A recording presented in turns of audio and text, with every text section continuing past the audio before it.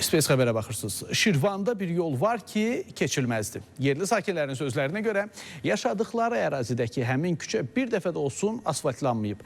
Qaynar xəttimizə gələn zəngin izi ilə əməkdaşlarımız həmin ünvana gedib. Ətraflı növbəti sujetimizdə.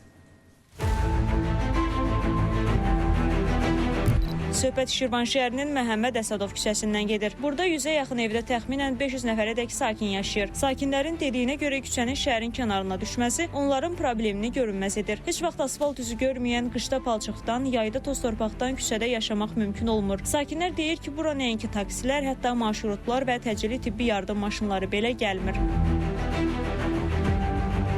Gördüğünüz gibi palçığın suyun içinde yaşayırıq. 3 gün gün çıxır qurudur, ondan sonra yenə yağış yağır, oluruq qan içində, palçıq içində. Yaşamaq deyir bu. Özüm də xəstəyəm, 3 gündən bir həkim çağırmağa, nə həkim gəlir, nə adam gəlir. O uşağa yalvarırıq, bu uşağa yalvarırıq. İçirənləri, mənim qoşumun uşağı oğlu var.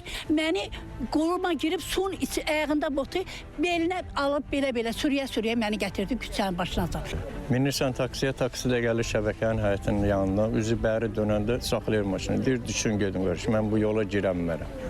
22 ildir mən bu məhəllədə yaşayıram. Dəfələrlə də lazım olan yerlərə müraciət eləmişik. Həmin bu qonşular da hamısı məni ilə. Ərzlərimiz bir yerdə, lazım olan yerlərə dəfələrlə müraciət eləməyimizə baxmayaraq heç kim bizim müraciətimizə baxmayıb.